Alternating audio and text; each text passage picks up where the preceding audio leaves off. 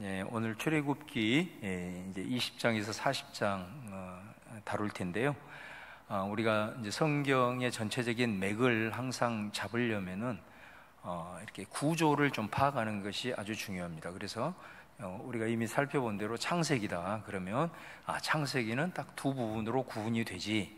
1장에서부터 11장까지, 그 다음에 12장에서 50장까지 이렇게 딱 구분이 해놓고 1장에서부터 11장까지는 하나님이 천지 창조하시고 또 에덴 동산에서 타락이 이어지고 그것이 노아 홍수에 극대화되어져서 심판을 당하고 또 노아 홍수에서 다시 시작이 되었지만 11장의 바벨탑에서 또 다시 한번 교만함으로 타락의 심판으로 이제 무너지는, 여기까지가 이제 11장 내용이잖아요. 하나님께서는 이제 한 사람을 통해서 새로운 구속의 역사를 이제 시작을 하십니다. 바로 그 사람이 아브라함이고, 아브라함과 4명의 족장이 이제 아브라함과 이삭과 야곱과 요셉, 이렇게 해가지고 그 족장의 4명의 그 삶이 또 구속의 여정이 50장까지 이렇게 딱 이어지는 걸 보게 됩니다. 출애굽기도 마찬가지예요. 출애굽기도 우리 3가지로 딱 구분을 할 수가 있습니다.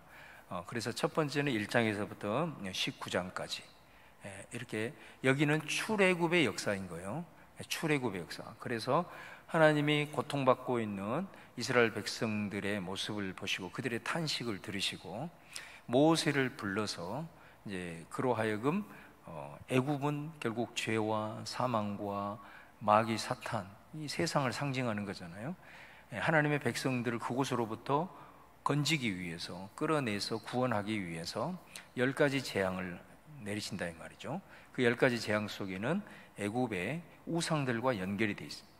그래서 하나님께서는 이 10가지 재앙을 통해서 온 우주 천지 만물을 창조하신 하나님께서 모든 자연의 질서와 것들을 지금도 통치하시고 그분의 손 안에서 다 이용하시면서 주관하신다. 또 애굽이 섬기고 있는 모든 우상들이 얼마나 헛된 것인가, 그들이 뭔가 우상을 통해서 얻기를 원했지만 결국은 우상으로 하여금 그들이 완전히 황폐화되어지는, 이런 것들을 10가지 재앙을 통해서 보여주고, 그래서 마지막 재앙을 통해서 유월절이 나오고, 그래서 홍해를 건너서 이제 시내산까지 오게 되는 여정이죠. 그래서 이제 19장까지가 그렇게 출애굽의 역사를 말하고 있고, 그 다음에 20장에서 24장까지가 시내산에서 언약을 체결하는 장면입니다. 언약을 체결하는 장면. 그 다음에 25장부터 마지막 40장까지는 성막을 건립을 하는 내용입니다. 그래서 이렇게 3가지로 이렇게 구분이 되어 있는 것을 볼 수가 있습니다. 그래서 우리가 지금까지는 이제 19장까지의 출애굽의 내용을 이제 보았고요. 출애굽기에서 가장 중요한 성경은 바로 출애굽과 이 시내산 계약을 맺은, 언약을 맺은 그 중심에 있는 19장 4절 5절, 이게 출애굽기의 요절이라고 그랬잖아요. 지금까지는 애굽의 종살이하고 떠돌이 민족처럼 히브리 그렇게 살아왔지만은 그들을 출애굽을 해서 시내산에서 계약을 딱 맺음으로써 이들의 정체성이 확실하게 세워지는 거죠. 그래서 그때부터는 히브리라는 말이 사라지고 이스라엘 이렇게 되면서 그 언약을 맺으면서 그들의 정체성이 하나님의 소유, 할렐루야, 이제 하나님의 소유가 된 거예요. 그게 분명한 정체, 이 사람들이 이제 하나님의 것이구나, 하나님의 백성이구나. 요 언약을 맺으면서, 하나님과 언약을 맺으면서 이제 정체성을 찾게 되고, 그 정체성이 분명해지면은 반드시 그 정체성에 따른 역할이 주어지잖아요. 그러니까 하나님께서 이제 너희들은 하나님의 것, 하나님의 소유, 하나님의 백성이었으므로 되었으므로 이제는 너희들이 2가지의 사명, 하나는 제사장의 나라. 이 제사장의 나라는 쉬운 예로 얘기를 하면 그들의 조상 아브라함을 불러서 부를 때에 내가 너로 복을 주고 너로 인해서 천하 만민이 복되게 하리라. 이게 제사장 나라 아니겠습니까? 제사장 나라라고 하는 것은 하나님과 이 열방의 나라들 사이에 중재자처럼 이스라엘이 있는 거죠. 하나님이 이스라엘에게 복을 주면 그 이스라엘을 통해서 복이 열방에게 흘러가. 그 영적인 복이, 물질적인 복이 될 수 있고, 그게 제사장의 나라잖아요. 그래서 너희들의 모습을 통해서 열방이 여호와 하나님을 인정하는, 그래서 여호와 영광이 온 땅에 충만하기까지 그런 사명이 너희들에게 있다. 이게 이제 제사장 나라의 사명이고, 그 다음에 이제 하나가 거룩한 백성. 너희가 제사장 나라가 되고 거룩한 백성이 된다. 이제 그렇게 말씀하시잖아요. 그래서 이 거룩한 백성은 이제 이 사람들이 이제 애굽에서 홍해를 건넜잖아요. 그 이제 돌아올 수 없는 강을 건넌 사람들이, 이 사람들은. 그런데 이제 애굽에서의 삶은 다 내려놔야 된단 말이에요. 그렇게 살면 안 돼. 왜? 이제는 그들의 삶의 자리도 바뀌었어. 이제 광야야. 가나안을 향해서 가는 거고, 이제까지는 우상이 드글대고 그 바로의 압제 속에 있었지만은 이제는 자유민이 되었단 말이에요. 하나님의 백성이 되었단 말이에요. 그렇기 때문에 이제는 하나님의 백성이 되고 구원을 받은 너희들은 이제는 그 수준에 맞는 삶을 살아야 된다. 이 거룩한 백성이죠. 그래서 이 거룩한 백성으로서 이제 너희들이 세상 사람들이 너희들을 볼 때, 저 사람들 하나님 백성이네, 이렇게 딱 인정할 정도의 구별된 삶의 모습을 가지고 살아야 된다. 이 두 가지 이제 사명을 주는 것을 보게 됩니다.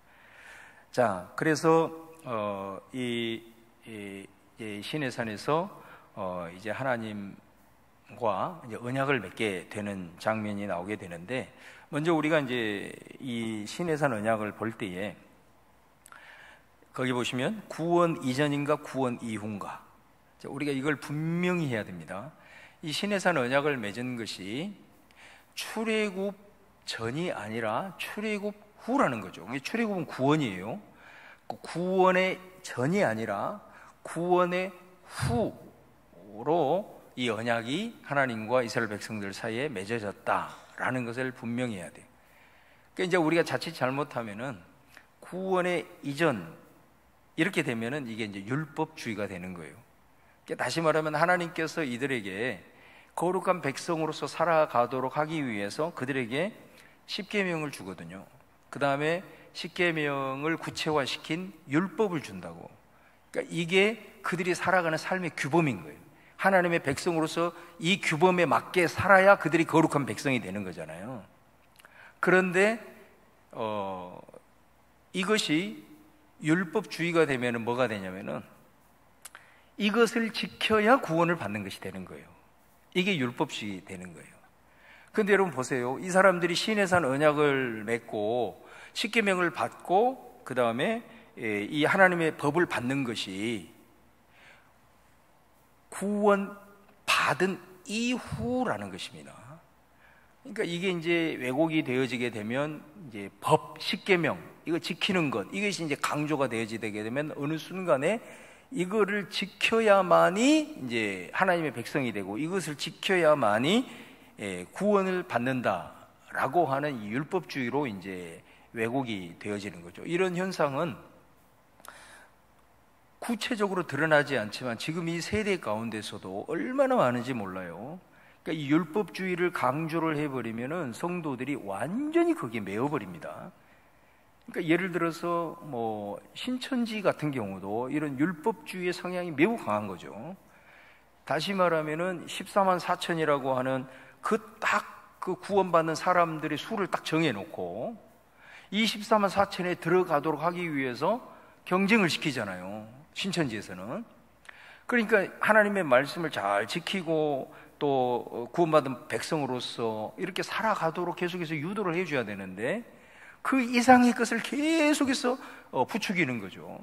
그래서 말씀을 넘어서는 뭐 이런 것들까지 계속해서 요청을 하니까 가정이 파탄이 되고 학생들의 학교도 안 가게 되고 이렇게 되는 거예요. 14만 4천이 넘어갔네? 14만 4천이 이제 더 넘어갔잖아요. 넘어가니까 이제 어떻게 나옵니까? 14만 4천이 아니라 뭐 지금 한 50만, 60만이 됐다. 예를 들면. 그러면은 뭐라고 얘기를 하죠? 그 50만 중에서 가라지가 있다는 거예요, 가라지.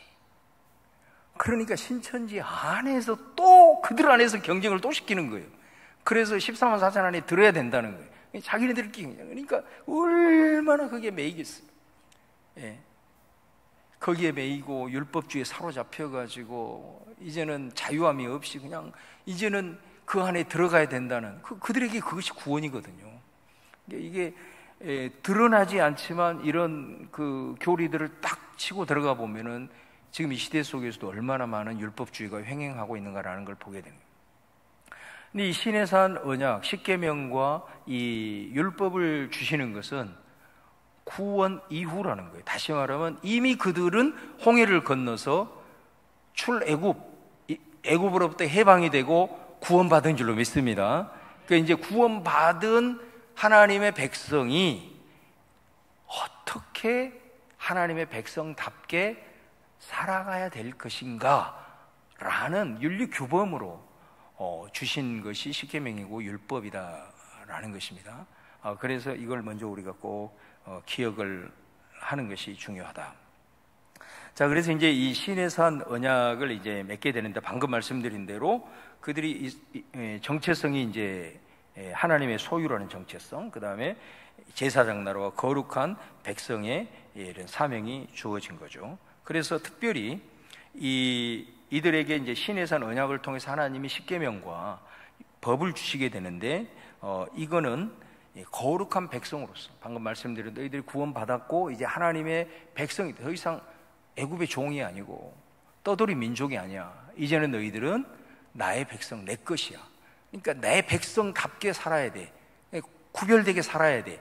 그렇게 그들의 삶의 규범으로. 그래야 열방의 민족들이 너희들의 모습을 보고 저분들은, 저 사람들은 하나님의 사람들이구나, 하나님의 백성들이구나, 그렇게 확연하게 구별됨이 있어야 돼. 이렇게 이제 주신 거단 말이죠.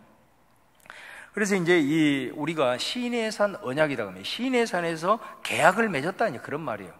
그러면 우리가 이제 쉬운 말로 언약이라는 말을, 계약이라는 말을 써볼 때 계약은 반드시 두 당사자가 있단 말이에요. 혼자는 맺을 수 없는 거잖아요. 계약이라는 것이 두 당사자이기 때문에 하나님과 이스라엘 백성이라는 두 당사자가 있단 말이에요.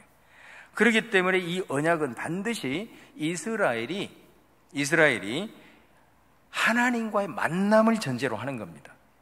하나님과의 만남을 전제로 하는 거예요. 그래서 여러분, 우리가 보통 사람과의 관계도 두 사람 사이에 만남이 이루어지게 되면은 만나면 만날수록 어떻게 되냐면 강한 자와 약한 자의 모습이 드러나게 되고 이 약한 자는 강한 자에게 이게 흡수가 됩니다. 다시 말하면 강한 자가 가지고 있는 그 역량이 이 약한 자에게 영향을 미치게 되는 거다. 그러니까 우리와 하나님과의 관계가 하나님이 강한 자예요? 우리가 강한 자예요? 뭐 질문 같은 질문을 해야지 뭐 이제 그런 표정이시니. 근데 하나님이 강한 자시죠. 그러니까 우리가 하나님을 만나기만 하면 만나면 만날수록 우리는 하나님께 영향을 받게 될 줄 믿습니다. 그건 너무 당연한 거잖아요. 근데 아멘을 했는데 별로 하나님한테 영향을 안 받은 것 같아 지금 내가. 그 말은 왜 그래? 그 말은 내가 강하다고 하나님 앞에 버팅기는 거지. 그러면 인생이 고달퍼집니다. 그냥 나의 약함을 알고 하나님은 강하신 분, 전능하신 분, 그러므로 늘 하나님 앞에 엎드리고 하나님 앞에 만날 때마다 그분의 그 모든 것들이 내게 흡수가 될 수 있도록 겸비함으로 그분과 만나는 것이 중요하겠죠. 그러니까 이제 하나님은 거룩하신 분이잖아요. 하나님은 거룩하신 분이기 때문에 레위기 말씀에도 내가 거룩하니 너희도 거룩하라. 거룩한 백성이에요. 그러니까 하나님을 만나게 되면 하나님을 닮아가게 돼. 그게 거룩이잖아요. 그러니까 삶의 패턴과 방식이 하나님을 모르는 사람, 하나님을 만나지 않은 사람하고는 계속해서 달라질 수밖에 없는 거예요.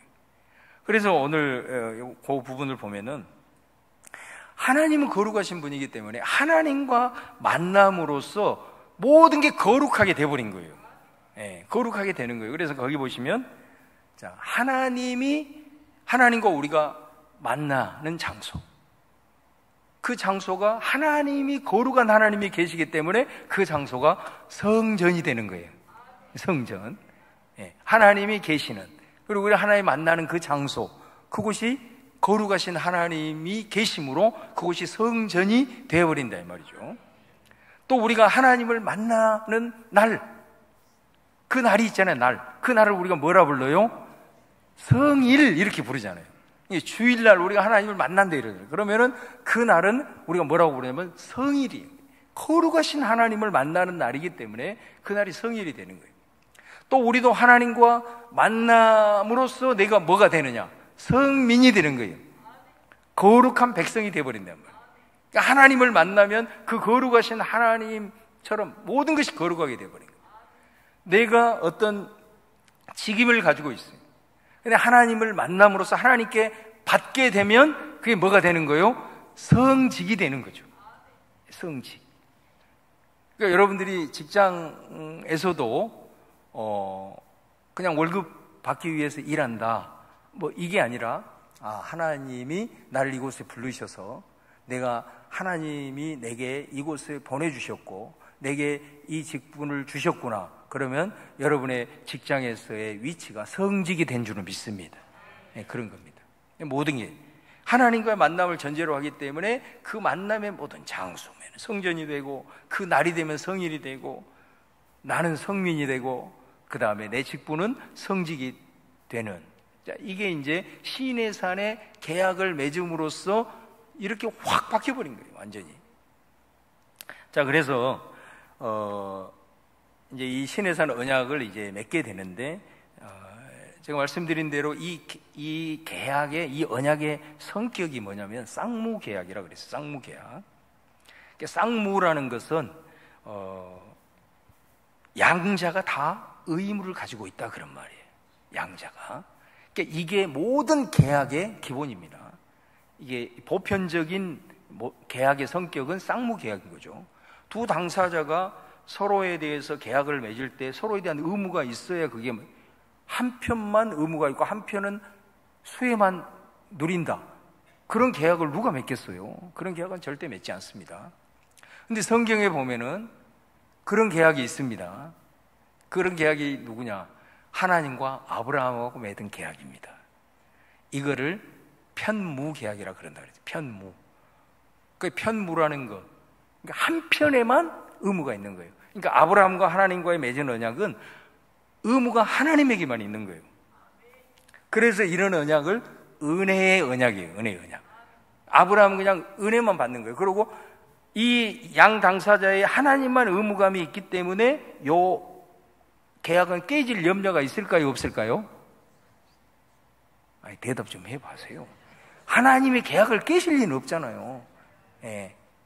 하나님이 의무를 어길 리는 없어요, 없어. 그렇기 때문에 이런 언약을 영원한 언약이라고 그러는 거예요. 그러니까 구약에 보면은 아브라함과 하나님과의 맺은 언약. 그래서 그 창세기 15장에 보면은 그 하나님과 아브라함 사이에 그 언약 체결식이 나오잖아요. 그 반복을 합니다, 지금. 언약 체결식. 그 언약 체결식에 짐승을 쪼개놓고 하나님의 임재를 상징하는 불이 그 사이로 확 지나가죠. 아브라함은 지나가요, 안 지나가요? 안 지나간단 말이에요. 그 말은 무슨 말이냐면 너와 지금 맺은 언약은 나만 의무가 있다, 그런 말이에요. 그래서 아브라함과 하나님과의 언약은 영원한 언약, 그리고 은혜의 언약인 줄로 믿습니다. 근데 이 언약이 구약에 보면 또 하나가 나와요. 누구와 맺은 언약일까요? 자, 대답할 때까지 진도를 안 나가겠습니다. 누구와의 맺은 언약? 틀려도 괜찮으니까 대답해 보세요. 다윗과의 언약이에요. 사무엘의 7장. 다윗과의 맺은 언약은, 그래서 다윗과 언약을 맺으면서 뭐라고 그러죠? 내가 지금까지는 사울을 봐라. 사울은 잘못해가지고 그를 버렸지만은 네 후손, 너로 이어나가는 왕이 그치지를 않을 것이고, 그 왕, 내 후손이 잘못을 하더라도 내가 버리지 않는다. 비록 내가 매를 때리는 한이 있더라도 그것은 그냥 징계지 절대로 사울처럼 멸망하거나 버리지는 않는다. 그러니까 다윗과 하나님과의 맺은 그 언약을 편무계약이라는 거예요. 그걸 영원한 언약, 은혜의 언약. 왜? 다윗은 수혜자, 수혜만 받으니까. 그래서 이런 언약이 있어요. 그래서 구약에는 이 두 가지 큰 두 개의 물줄기가 있는 거죠. 하나는 이 아브라함과 다윗으로 인한 이 편무계약, 요 흐름과 그 다음에 하나는 이 시내산 언약, 쌍무계약, 요 두 가지가 쫙 이렇게 이어오는 겁니다. 그래서 예수 그리스도의 십자가 언약에서 쫙 합쳐진다 그랬잖아요. 그러니까 이 두 가지를 우리가 다 버릴 수가 없어요. 이 두 가지가 다 우리 그리스도인의 삶에 그대로 연결이 된다는 걸 알아야 돼요. 그래서 이 쌍무계약은 특징이 뭐냐면은 이스라엘 백성들과 하나님 사이에, 양자 사이에 의무가 있는 거예요. 그러니까 하나님이 이스라엘에게 행하는 의무가 뭐냐? 쉬운 얘기로 하나님 노릇을 하는 거예요. 우리가 부모하고 자녀 사이에 있을 때 아버지가 자녀한테 아버지 노릇을 한다 그러지 않습니까? 그러니까 아버지 노릇이 뭐예요? 두들겨 패는 겁니까? 그것은 아버지 노릇이 아니잖아요. 아버지가 아버지 노릇을 한다는 것은 이 아이가 잘 자라도록 먹을 것 잘 제공해주고, 공부한다고 했을 때 공부할 수 있는 여건 잘 제공해주고, 아이가 좀 힘들어하면은 보호해주고 지켜주고, 이게 아버지 노릇하는 거잖아요. 할렐루야. 네. 자녀 노릇은 뭘까요? 자녀 노릇? 네, 아버지 됨을 인정하고, 아버지를 존중하고, 아버지가 말하면은 잘 듣고, 뭐 이런 것이 자녀 노릇이지 않습니까?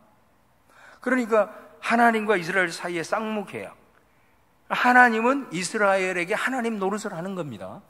그러면 그 하나님 노릇이 어떤 것일까요? 하나님에게 노릇 붙이니까 조금 이게 좀 어감 자세가 좀 이상합니다만은 이해를 쉽게 하기 위해서 하는 거예요.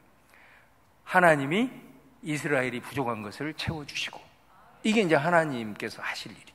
이스라엘이 어려움을 당할 때 하나님이 보호해 주시고, 원수들로부터 막아주시고, 하나님께서 이른 비 늦은 비로 부어주시고, 이게 이제 하나님이 하시는 일인 거예요. 우리가 얘기하는 우리 인간이 할 수 없는 그 영역에서의 부어주시는 복, 이거 하나님이 하시는 거거든요. 그러면 이 이스라엘이 해야 될 의무사항은 뭘까요? 바로 이겁니다. 그들에게 이제 너희들은 내 백성이 되었으니 내 백성답게 살아가라고 그들에게 십계명을 주고, 그 다음에 율법을 줬단 말이에요. 이거를 온전하게 지키는 것이 이스라엘 편에서의 의무예요. 자, 그렇게 이제 계약을 맺습니다. 자, 5절, 8절 다시 보시면은 우리가 봉독했지만 거기 보시면 계약 체결을 하는 거예요. 쉽게 말하면 계약 체결식은 뭐냐?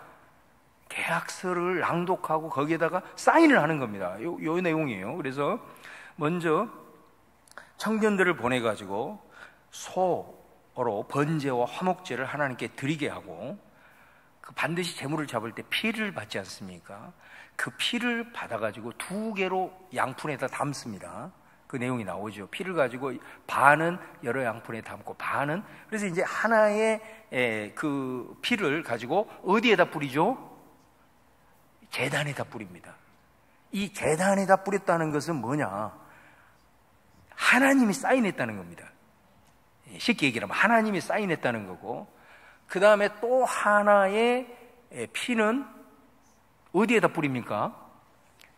백성에게다 뿌리죠. 백성에게다 뿌렸다는 것은 뭐죠? 백성이 사인했다는 겁니다. 그러니까 이 지금 24장 5절에 8절은 지금 이제 중간에 보면은 언약서 낭독을 하죠.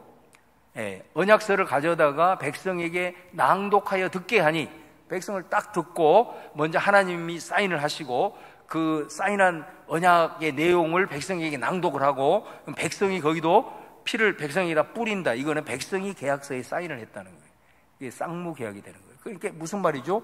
우리가 이 하나님이 사인하신, 그래서 이 말씀을 우리가 그대로 잘 지키겠습니다, 잘 준행하겠습니다 하면서 그들도 사인을 한 겁니다.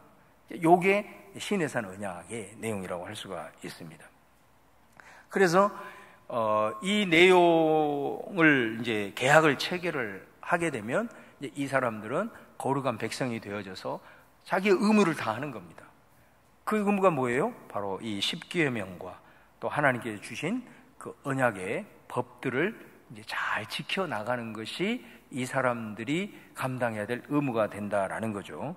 그래서 그 십계명을 보시면은 우리가 잘 아는 대로 1계명부터 4계명까지는 하나님과의 관계, 5계명부터 10계명까지는 이웃과의 관계, 그 다음에 10계명 끝나고 난 다음에 22절부터 23장에 보면은 이걸 언약법전이라고 합니다.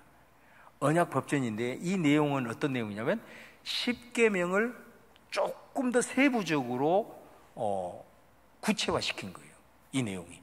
근데 이 내용을 읽어보면 굉장히 중요한 특징이 뭐냐면은 하나님과 계약을 맺은 언약의 내용인데도 이 십계명의 원칙을 세부적으로 적용을 시켜놓은 이 대목 속에 하나님과의 관계는 매우 짧아요.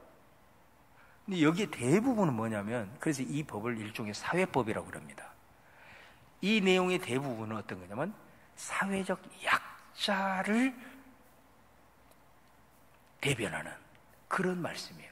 이게 굉장히 놀라운 말씀입니다. 하나님의 계약, 십계명은 일종의 헌법처럼 원리로 우리에게 주시고 이것들을 구체적으로 세부적으로 풀어놓는데 하나님에 대한 부분들은 아주 짧게 해놓고 사회적인 약자들, 힘들어하는 자들, 이런 사람들에게 너희들이 정말로 잘해야 된다라고 아주 세부 규정으로 해놓고 있는 아주 중요한 특징을 가지고 있는 것을 보게 됩니다. 그래서 우리가 이제 구약에 보면은 특별히 약자들에게 억압을 행사하고 또 약자들을 무시하고 이런 것에 대해서는 하나님이 굉장히 싫어하시는 것을 우리가 볼 수가 있는 거죠. 그리고 반대로 약자를 대변하고 또 약자에게 도와주고 구제하고 이런 것들은 또 하나님이 엄청나게 크게 보시는 것을 보게 됩니다. 마치 하나님 자신에게 하는 것처럼 그렇게 이제 귀하게 여기시고, 그만큼 또 그렇게 하니까 하나님이 또 그런 사람에게는 그 넘치는 복으로 함께하는 것을 이제 보게 됩니다. 자, 그래서 이렇게 해서 이제 언약을 맺음으로써 이들은 하나님의 것이 되고 하나님의 백성이 되고 이들에게 제사장의 나라, 거룩한 백성의 사명을 감당하기 위해서 이들에게 삶의 규범으로서 십계명과 이 율법을 이들에게 이제 주시고, 그 다음에 계약서에 사인을 하는 이 언약을 딱 체결을 이렇게 하는 겁니다. 자, 그 다음에 이 내용이 끝나고 나서 바로 이어지는 게 뭐냐면은 이제 성막입니다. 성막. 그러니까 25장부터는 이제 성막이 나오는데 25장부터 무려 40장까지, 그러니까 내용으로 보면 어마어마한 분량이죠. 15장 분량이. 이 분량이 성막의 내용인데, 먼저는 하나님께서 성막에 대한 설계도를 모세에게 일일이 말씀해 주십니다. 성막은 이렇게 만들어라. 성막의 재료는 이렇게, 이런 것을 써라. 성막을 위해서 누구누구를 그 성막 설계하고 짓는데 부살렐과 오홀리압 이름까지 다 말씀을 해주시고, 또 성막을 위해서 제사장을 세워서 제사장의 의복은 어떻게 하고 아주 세밀하게 하나님이 모세에게 쭉 말씀을 하세요. 이게 31장까지의 내용입니다. 25장부터 31장까지 하나님께서 시내산에서 모세에게 성막을 이렇게 건축해라, 건립해라 이렇게 말씀하시는 내용이에요. 그러고 나서 35장부터 40장까지 이제 모세가 구체적으로 하나님께 받은 것을 가지고 사람들을 세우고 재료를 받아서 이제 성막을 건립하는, 구체적으로 성막을 만드는 내용이 나옵니다. 자, 그러면 하나님 앞에 성막의 설계도를 받는 25장부터 31장까지, 그 다음에 35장부터 40장까지는 성막을 실제로 건립하는, 그 중간에 빈 공간이 있다 이 말이에요. 그게 뭐예요? 32, 33, 34장. 여기에는 뭐가 나오냐? 금송아지 사건이 나온단 말이에요.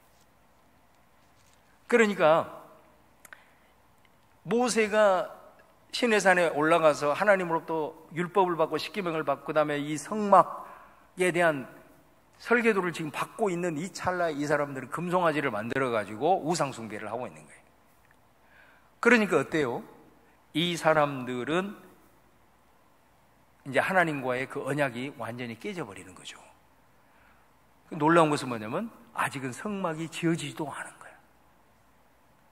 그래서 이 계약이 완전히 깨짐으로써 하나님이 뭐라 그럽니까? 내가 이 백성을 진멸을 하겠다. 이렇게 해야지. 계약이 깨지니까 내가 더 이상 하나님 노릇을 해줄 필요가 없다라는 거예요. 그랬을 때 우리가 잘 아는 대로 모세가 자신의 생명을 걸고 하나님 앞에 중보기도 합니다. 기회를 달라고. 하나님의 이름을 위해서라도 지금 이렇게 하면 안 됩니다. 하나님 한 번만 이 백성을 기회를 주십시오. 모세의 간절한 중보기도로 다시 하나님께서 기존의 십계명 다 깨뜨리고 다시 십계명을 또 주시잖아요. 돌판을 다시 만들어서 그렇게 해가지고 이제 십계명을 받고 그 다음에 실제로 이제 받은 그 내용을 가지고 성막 건립을 이제 하는 것을 보게 됩니다. 자, 그래서 이 성막이 가지고 있는 아주 중요한 의미들을 이제 우리가 좀 잘 기억을 해야 되는데, 자, 첫 번째는 자, 성막. 이 내용은 제가 꼭 책을 홍보하려고 하는 건 아닙니다만은 예배 스펙트럼에 아주 자세하게 해놨으니까 혹시 출애굽기 레위기 이쪽으로 읽을 때는 그 책을 이렇게 읽으시면 굉장히 통독에 도움이 많이 될 겁니다. 이 성막은 첫 번째로 하나님과 만나는 장소다 그랬어요. 그러니까 성막이라는 뜻 자체가 거주하다라는 뜻이에요. 히브리어로 거주하다. 그러니까 하나님이 그의 백성 가운데 거주하신다. 이거의 성막이라는 뜻이에요. 이게 성막이라는 뜻이. 그리고 이 성막을 회막이라고도 부릅니다. 회막. 성경에 보면은 성막이라고도 나와 있고 회막이라고도 나와 있어요. 근데 회막이라는 뜻은 뭐냐면 만남의 장막이라는 뜻이에요. 그래서 성막과 장막이 도대체 이게 뭐냐, 이게 사실 구분하기가 매우 쉽지는 않습니다. 그러나 중요한 것은 하나님을 만나는 장소라는 것은 확실해요. 할렐루야. 네, 성막, 회막은 하나님과 만나는 장소라는 것은 분명해요. 자, 그런데 이 용례를 보니까 어떨 때 회막이라는 말을 쓰고 어떨 때 성막이라는 말을 쓰는가, 이게 딱 보니까 성막은 제사를 통해서 하나님을 만나는 거고 회막은 말씀을 통해서 만나는 거예요.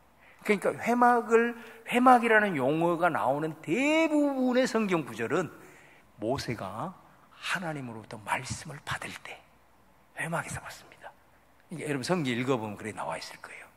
그래서 하나님을 만나는 장소는 분명한데 이게 제사를 통해서, 예배를 통해서 하나님을 만날 때 성막, 회막은 말씀을 통해서 하나님과 만날 때에 이게 회막이다라는 겁니다. 그래서 여러분 이걸 오늘 우리에게 적용을 해보면은 우리가 제사, 예배, 하나님 앞에 예배함으로 또 제사를 드림으로써 주님과 만나는, 예배는 모이는 거잖아요. 그런데 그것만이 아니라 우리들의 삶의 현장으로 가서 우리 홀로 있을 때 그곳에서 우리가 하나님의 말씀을 묵상하고 하나님의 말씀을 읽고 그 말씀을 붙들고 기도함으로써 그곳에서도 동일한 그곳이 하나님의 성막, 그곳이 하나님의 성전이 된 줄로 믿습니다. 그러니까 우리가 함께 이렇게 모여서 예배함으로써 하나님을 만나는, 또 우리가 삶의 현장에서도 말씀을 통해서 하나님을 만나는, 이게 성막의 의미를 담고 있다는 거. 그 다음에 두 번째는 이 성막은 이스라엘의 구심점이다. 이 말은 뭔 말이냐면 이스라엘이 광야를 행진할 때 배치도가 있어요. 배치도가 있는데 동서남북 해가지고 세 지파씩 딱 그 정 가운데 뭐가 있냐, 성막이 있다는 거예요. 그러니까 성막은 이스라엘의 구심점이에요. 그 말은 무슨 말이에요? 가운데 그들의 광야를 살아가는 데 있어서 항상 그 중심에 성막이 있다는 것은 어떤 메시지를 던지냐, 이스라엘 백성, 하나님의 백성은 그의 모든 삶의 영역 속에 하나님 중심으로 살아야 된다. 아멘 좀 크게 하시기 바랍니다. 교회 중심으로 살아야 된다. 그런 의미죠. 그런 의미를 담고 있는 거예요. 하나님 중심으로 산다는 게 뭐겠어요? 말씀을 통해서 주님의 음성을 듣고 주님과 교통하고, 또 성막 위에 구름이 뜨면 움직이고 구름이 멈추면 멈추잖아요. 그 말은 뭔 말이에요? 하나님 중심으로 산다는 것은 우리의 인생의 모든 선택의 기록, 우리의 인생의 어떤 여정, 이것을 내 뜻대로 또 세상의 방식으로만이 아니라 철저하게 하나님의 뜻을 구하고 또 주님의 인도하심을 받아라, 그런 의미를 담고 있어요. 그래서 이 성막이 그 광야 행진 배치도에 있어요. 그래서 성막은 항상 그들의 물리적인 혹은 영적인 구심점의 역할을 했다라는 걸 이제 보게 되고요. 이 세 번째가 중요합니다. 아주 중요합니다. 이거는 뭐냐면은 이스라엘에게 거룩한 백성으로서 계약 체결을 할 때 그들이 의무를 다하는 것은 뭐예요? 하나님 주신 그 율법과 십계명을 지키는 거예요. 이게 그들의 의무예요, 의무. 근데 이걸 지키지 않으면 그 의무가 깨지는 거예요, 깨지는 거. 깨지면 어떻게 돼요? 하나님이 그들에게 하나님 노릇을 할 수가 없는 거예요. 이게 계약사항이기 때문에 그래요.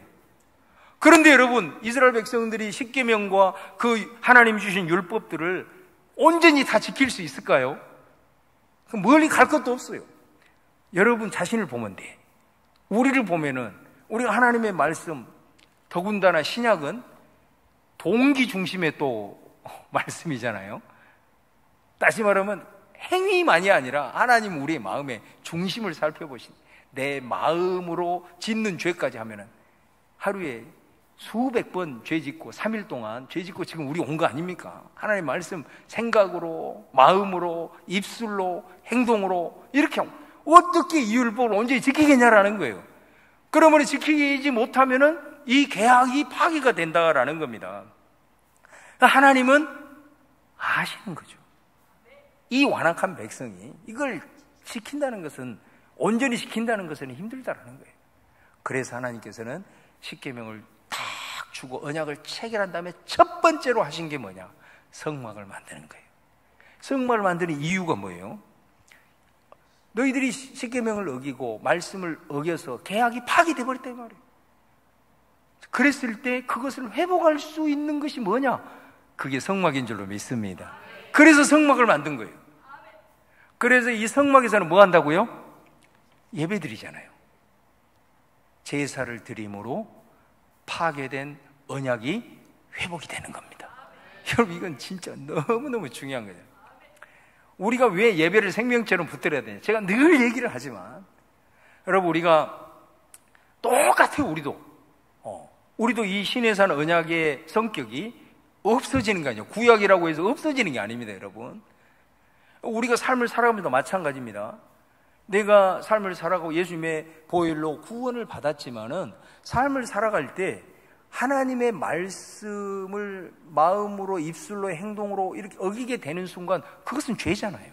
말씀에 비껴나가는 것이 죄니까. 그게 죄거든요. 그럼 죄는 항상 어떻게 됩니까? 하나님과 우리 사이를 가로막아버린다는 거예요, 죄가. 이러니까 문제가 된다는 거죠. 그래서 여러분, 죄를 짓고 이게 회복이 안 되면은 점점 더 죄에 이게 묶여갑니다. 점점 더 이렇게 점점 묶여가는 겁니다. 그러니까 여러분, 중요한 것은 뭐냐면, 우리가 예배가 중요하고 정말로 우리가 그리스도인으로서 살아감에 있어서 절대적인 중요성은 예배를 통해서 하나님이 파괴된 언약을 회복시킨다 이 말이에요. 그거에 대한 확신을 가지셔야 돼요, 여러분들이. 내가 주님 앞에 나와서 예배를 드리고 예수님의 이름으로 찬양하고 예수님의 이름으로 기도하고 예수님의 보혈을 찬양하며 나갈 이 예배를 통해서 분명히 얘기합니다. 왜 성막을 만들었냐? 이 성막 대신, 성전 대신, 나중에는 이 성전이 예수님이 되시잖아요. 그러니까 이거는 뭐냐면은 이 성막을 통해서, 이 예배를 통해서, 성막이 예배니까 예배를 통해서 깨어진 언약이 다시 갱신이 된다, 회복이 된다. 그래서 여러분, 성막의 관점에서 예배의 본질은 회복인 줄로 믿습니다. 그래서 여러분들은 항상 예배하는 자리에 나올 때마다 예배를 통해서 나는 회복이 된다, 내가 부족하고 무너지고 쓰러졌음에도 불구하고 이 예배를 통해서 하나님이 그렇게 말씀하셨기에 나는 회복이 된다. 그렇게 해야지 이 확신이 없어버리면 예배를 드려도 막 내 안에 막 이 죄에 대한 그 억압이 와버리면 감당이 안 되는 거예요. 그래서 여러분, 이스라엘 백성들이 왜 나중에 망했냐? 이 사람들이 하나님의 십계명을 어겨서 망한 게 아니에요. 예배가 무너지니까 망한 거예요. 우리가 아무리 말씀을 어기고 무너져도 예배를 붙들고 있으면 우리는 절대로 망하지 않습니다. 그런데 이스라엘 백성들은 예배 자체가 무너져 버린 거예요. 그래서 기회가 없는 거잖아요. 더 이상 예배가 무너졌으니 언약이 갱신될 더 이상의 기회가 없는 거잖아요. 그러니까 우리가 정말로 이 예배는 하나님이 우리에게 주시는 최고의 은혜, 회복할 수 있는 은혜, 치유받는 은혜, 이것이 이 예배라는 걸 알고 여러분들이 이 예배가 얼마나, 이 예배가 무너져 버리면 이 죄가 점점 더 우리를 얽어매 버리면은 나중에는 정말 힘듭니다. 이게 회복되기가 힘들고 마음이 강팍해지고 예배도 감동도 없고 정말 그렇게 됩니다. 그래서 여러분들이 예배를 드림으로 하나님과 회복이 된다, 이 확신을 가지고 항상 예배를 소중히 여기시고, 그 다음에 예배를 나올 때 내가 이 자리에 나가는 이 순간 속에서 나를 치료하기 위해서, 회복시키기 위해서 기다리시는 그 하나님을 기대하고 갈망했을 때 얼마나 그 영혼이 예배에 대한 준비를 하겠어요. 그 두렵고 떨림과 감격 이런 걸 가지고. 그래서 우리가 항상 이 사실을 꼭 기억을 해야 된다라는 것이고, 그 다음에 네 번째는 회중 예배의 시작이에요. 지금까지 그 족장 예배, 창세기에 나온 족장 예배는 개인 예배와 함께 그 가족들이 드리는, 제단을 쌓는 예배였습니다. 그런데 이 성막에서 드려지는 예배, 특별히 성막을 중심으로 나중에 이제 절기가 들어오잖아요. 이 절기는 일주일 동안 온 이스라엘 백성들이 이 성막 주변에 다 모이고 나중에 성전 중심으로 해서 일주일 동안 그곳에서 함께 하잖아요. 그래서 이 성막은 회중 예배의 시작이다라는 것을 우리가 알게 되는 거죠. 그래서 이게 모이는 공동체로서의 중요성을 이 성막이 주는구나. 그다음에 마지막으로 이 성막은 이동이 가능하다. 이거는 이제 무엇과 관련되냐면 성전과 비교할 수 있어요. 그러니까 나중에 이제 성전을 건축하잖아요. 이게 성전은 그 장소예요. 그런데 성막은 그냥 늘 옮겨 다니는 거잖아요. 하나님의 구름이 올라가면은 옮겨 다니는 거잖아요. 그러니까 이게 이제 어떤 의미에서 중요하냐면은 성전이 딱 세워졌잖아요. 그러니까 이제 사람들이 이곳에는 하나님이 계셔. 이곳에는 하나님이 계셔. 그렇게 하다 보니까 이곳 장소가 절대적인 의미가 돼버린 거예요. 절대적인 중요성이 세워지게 되는 거예요. 이 하나님이 계시는 성전, 이게 하나님이 계시기 때문에 절대적인 장소다. 그것 자체가 틀린 건 아니에요. 그거 맞는 거잖아요. 그런데 희한한 것이 뭐냐면은 여기에다가 절대적인 의미를 부여해버리니까 다른 곳에서의 곳은 이곳에 절대적으로 임하여 계시는 하나님에 대한 임재를 다른 곳에서는 못 느끼기 시작해요. 무슨 말인지 아시겠죠? 그러니까 여러분, 나중에 예레미야 7장 같은 데 보면은 어느 정도가 돼버리냐면 이 사람들이 성전, 예루살렘 성전에 와서는 하나님이 계십니다. 이곳에 계십니다. 그래서 하나님 여기 있습니다. 성전문을 나서는 순간 지 마음대로 살아버려. 이런 사태가 발생을 해본다는 거예요. 이 성전을 너무 절대시해버리니까 이곳에서는 할렐루야 아멘 하고 그리스도인답게 막 이렇게 막 하고 막 찬양하고 그러는데 성전 문만 나가면 하나님 안 계시지? 성전은 저기 본향교회 여기 안에만 계시고 성전 밖에는 하나님이 없어, 안 계셔, 임재함이 없어. 이래가지고 자기 멋대로 살아버려. 예레미야가 그거 얘기하잖아요. 그 얘기를 하잖아요. 이게 된 거예요. 그래서 우리가 아까 말씀드린 대로 성전에도 하나님이 계시지만은 하나님이 아니 계신 곳이 어디가 있냐면 온 땅에 충만하신 여호와 영광, 할렐루야. 그러니까 이건요, 성막이 우리에게 주는 정말로 중요한 교훈은 성막은 늘 이동한단 말이에요. 어디를 가나 우리 하나님은 그곳에 계시고 그곳에 임재하고 계시고, 내가 어디를 가나 성전에 왔을 때도 더 공동체로 모여서 충만한 임재가 있지만 내가 삶의 현장에서도 여전히 나와 함께 계시고 그곳에서도 임재하시는, 바로 이게 이제 성막이 주는 아주 중요한 교훈이다 라는 것입니다. 그래서 자, 오늘 성막을 만드셔서 이제 그 성막을 딱 완성한 다음에 그 하나님의 임재가 충만한 여호와의 영광이 그곳에 이렇게 머물렀던 것처럼 이렇게 해서 이제 출애굽기가 끝나는 겁니다. 그래서 이제 레위기는 뭐냐? 레위기는 이제 성막 안에서 드려지는 제사에 대해서 레위기에 이제 시작이 되는 거예요. 다음 시간에 레위기 말씀을 같이 다루도록 그렇게 하겠습니다.